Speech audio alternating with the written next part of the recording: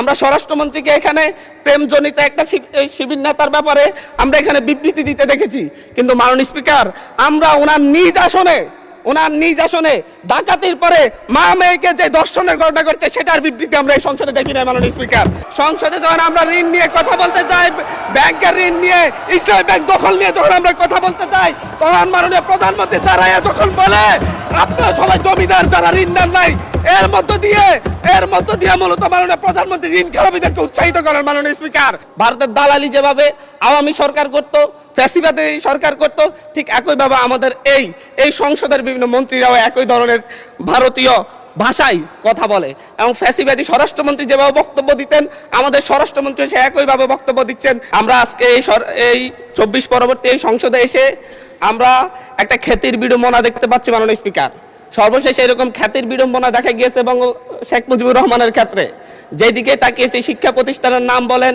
বিশ্ববিদ্যালয়ের নাম বলেন, রাস্তাঘাটের নাম বলেন, সব শেখ মুজিবুর রহমানের নামে।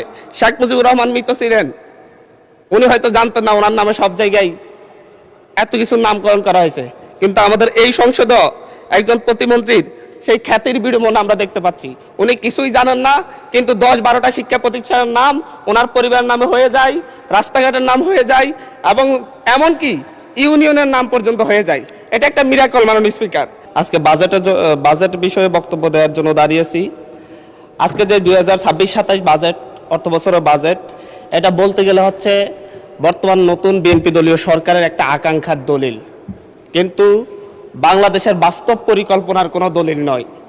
কারণ বাজেটের যে পরিমাণ বাজেট ধরা হয়েছে, সেই লক্ষ্যমাত্রা পূরণ করতে কোনো প্রকারে সরকারের পক্ষে সম্ভব হবে না। সরকার এই জায়গায় রপ্তানি প্রবৃদ্ধি ধরেছে 7.9%, কিন্তু গত বছরও রপ্তানি প্রবৃদ্ধি ছিল 7.4%।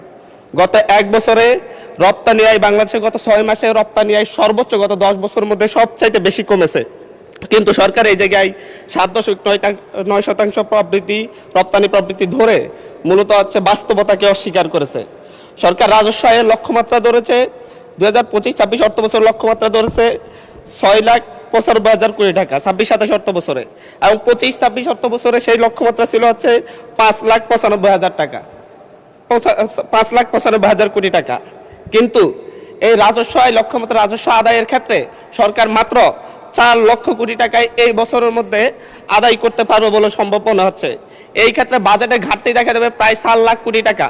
এই বাজেট ঘাটতি পূরণের জন্য সরকার চিন্তা করেছে যে হচ্ছে ব্যাংক খাত থেকে ঋণ নিবে, কিন্তু ব্যাংক খাতের যে করুণ দশা, বাংলাদেশে গত 16 বছরের মধ্যে প্রায় সর্বোচ্চ নিট ঘাটতি দেখা দিয়েছে বাংলাদেশের ব্যাংকিং খাতে। সরকার ঋণ নিবে বৈদেশিক খাত থেকে। বৈদেশিক খাতে বিশ্বের যে বৈদেশিক লেনদেনের ক্ষেত্রে দেখা যায় যে 2023 সালে সারা বিশ্বে $232 বিলিয়ন বৈদেশিক ঋণের লেনদেন ঘটেছে, যেটা 2025-26 অর্থ বছরে এসে $153 বিলিয়ন নেমে এসেছে। সরকার যে 1,35,000 কোটি টাকা বৈদেশিক ঋণ নিবে বলে চিন্তা করেছে, সেই ক্ষেত্রে বৈদেশিক ঋণ নেওয়ার ক্ষেত্রেও প্রায় মিনিমাম 50,000 কোটি টাকার ঘাটতি দেখা দিবে। মাননীয় স্পিকার, সরকার করমুক্ত আয় সীমা ধরেছে 3,75,000 কোটি টাকা। করমুক্ত আয় সীমা ধরেছে ব্যক্তির ক্ষেত্রে 3,75,000 টাকা প্রতি বছরে, কিন্তু প্রতি মাসে যদি আমরা গড় আয় দেখি 31,275 টাকা।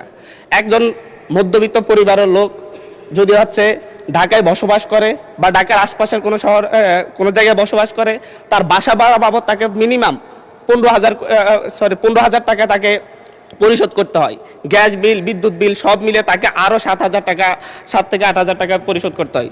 যদি 5 জনের পরিবার হয়, তার খাবার দাবারের জন্য মাত্র আর 8 থেকে 10,000 টাকা থাকে। মাননীয় স্পিকার, এই ক্ষেত্রে মূলত এই বাজেট এবং হচ্ছে সরকার যেভাবে করমুক্ত আয় সীমা বাড়াই নাই, মাত্র 25,000 টাকা বাড়িয়েছে, এটা মধ্যবিত্তের উপর এক ধরনের চাপ সৃষ্টি করবে। সরকার খাদ্য নিরাপত্তা নিশ্চিতের ক্ষেত্রে বারবার বলেছে খাদ্য নিরাপত্তা নিশ্চিত করবে, কিন্তু সেই ক্ষেত্রে এডিপি বরাদ্দ, কৃষি বরাদ্দ 7.7% থেকে নেমে 3.6% নির্ধারণ করা হয়েছে। এর মধ্য দিয়ে বাংলাদেশ মারাত্মক খাদ্য নিরাপত্তার হুমকির মুখে পড়বে।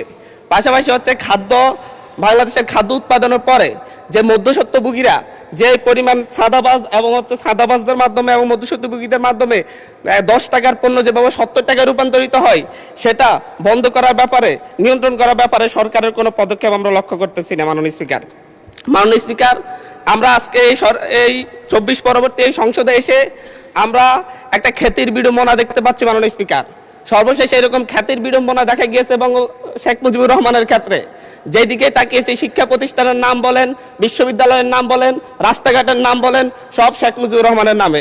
শেখ মুজিবুর রহমান মৃত ছিলেন, উনি হয়তো জানতেন না ওনার নামে সব জায়গায় এত কিছুর নামকরণ করা হয়েছে, কিন্তু আমাদের এই সংসদে একজন প্রতিমন্ত্রীর সেই খ্যাতির বিড়ম্বনা আমরা দেখতে পাচ্ছি। উনি কিছুই জানেন না, কিন্তু 10-12টা শিক্ষা প্রতিষ্ঠানের নাম ওনার পরিবারের নামে হয়ে যায়, রাস্তাঘাটের নাম হয়ে যায় এবং এমনকি ইউনিয়নের নাম পর্যন্ত হয়ে যায়। এটা একটা মিরাকল। মাননীয় স্পিকার, মাননীয় স্পিকার, আমরা এমন এক মিরাকল সংসদে আছি যে সংসদ আমরা প্যাসিবাদকে উৎখাত করে আমরা এই সংসদে এসেছি, সকলেই কম বেশি নির্যাতিত হয়েছে। কিন্তু আমরা দেখতে পাচ্ছি যে সীমান্ত হত্যা নিয়ে ভারতের দালালি যেভাবে হচ্ছে, ভারতের দালালি যেভাবে আওয়ামী সরকার করত, ফ্যাসিবাদী সরকার করত, ঠিক একইভাবে আমাদের এই সংসদের বিভিন্ন মন্ত্রীরাও একই ধরনের ভারতীয় ভাষায় কথা বলে এবং ফ্যাসিবাদী স্বরাষ্ট্রমন্ত্রী যেভাবে বক্তব্য দিতেন, আমাদের স্বরাষ্ট্রমন্ত্রী সে একইভাবে বক্তব্য দিচ্ছেন যে মাননীয় স্পিকার, সকল সীমান্ত হত্যাকে সীমান্ত হত্যা বলা যাবে না। আমরা বলছি প্রত্যেকটা সীমান্ত হত্যাই হত্যা, প্রত্যেকটা সীমান্ত হত্যাই আমাদের সার্বভৌমত্বের জন্য হুমকি। মাননীয় স্পিকার, মাননীয় স্পিকার, বাংলাদেশে আমরা 2024-এ পরবর্তী এতদিন আমরা মব কালচারের কথা বলেছে যে হচ্ছে ডক্টর ইউনূস সরকারের সময় মব কালচার অনেক বৃদ্ধি পেয়েছে, কিন্তু আমরা দেখতে পাচ্ছি বাংলাদেশ ব্যাংকে মব সৃষ্টি করে গভর্নরকে বের করে দেওয়া হচ্ছে। আমরা দেখতে পাচ্ছি বাসুসে মব সৃষ্টি করে বাসুসের এমডিকে বের করে দেওয়া হয়েছে। কেন? সরকার ক্ষমতায় আছে, সরকার কেন মব সৃষ্টি করে বের করতে হবে? সরকার তো তাদেরকে প্রত্যাহার করে নিলেই বা চাকরি চুক্তিভিত্তিক চাকরি বাতিল, নিয়োগ বাতিল করলে হয়ে যায়। এই ক্ষেত্রে সরকার মবের আশ্রয় নিয়েছে। গত 4 মাসে 17 জন শিশুকে ধর্ষণের পর হত্যা করা হয়েছে, 118 জন শিশুকে ধর্ষণ করা হয়েছে। কিন্তু আমরা দেখছি যে এবং সারা বাংলাদেশে এই ধর্ষণের সংখ্যা প্রায় 5 শতাধিক এবং সারা বাংলাদেশে 6 শতাধিক খুনের ঘটনা ঘটেছে। আমরা স্বরাষ্ট্রমন্ত্রীকে এখানে প্রেমজনিত একটা শিবির নেতার ব্যাপারে আমরা এখানে বিবৃতি দিতে দেখেছি, কিন্তু মাননীয় স্পিকার, আমরা ওনার নিজ আসনে ডাকাতির পরে মা মেয়েকে যে ধর্ষণের ঘটনা ঘটছে সেটার বিবৃতি আমরা এই সংসদে দেখি না। মাননীয় স্পিকার, মাননীয় স্পিকার, বাংলাদেশের ন্যায় বিচার সুবিচারের কথা বললে সেটা যদি হচ্ছে একপাক্ষিক হয়ে যায়, দলীয় হয়ে যায়, তারও বড় সমস্যা। আমি এই সংসদে বলেছিলাম আমার এলাকায় অভিযোগ উঠেছে সাপলাকলিতে ভোট দেওয়ার কারণে বিএনপির লোকজন একজন নারীকে ধর্ষণ করেছে। আজ পর্যন্ত এটার কোনো সরকারি তদন্ত রিপোর্ট নাই। এই ব্যাপারে আমাদের স্বরাষ্ট্রমন্ত্রী এখানে দাঁড়িয়ে কোনো ব্যাখ্যা দিবেন কিনা মাননীয় স্পিকার আমি জানি না। মাননীয় স্পিকার, আমাদের এই একটা বাজেটে ঠিক পূর্ব বাজেট ঘোষণার পর দিনই বাংলাদেশে নিত্যপণ্যের দাম বৃদ্ধি হয়ে গেছে। চালের কেজি বেড়ে গেছে 7 টাকা, আমাদের তেলের লিটারে বেড়েছে 5 টাকা। কিন্তু হচ্ছে আমরা সরকার বলছে জনগণের আস্থা ফিরে এসেছে, কিন্তু মাননীয় স্পিকার আমাকে আরো 3 মিনিট সময় বাড়িয়ে দিবেন, আমি এই কথাগুলো বলতে চাচ্ছি জনগণের হয়ে। মাননীয় সদস্য, সম্মানিত বিরোধী দলীয় চিফ হুইপ 7 মিনিট দিয়েছেন আপনাকে সময়, তারপরেও আমার ডিসক্রিপশনে আরো 1 মিনিট বাড়ানো হলো। ধন্যবাদ।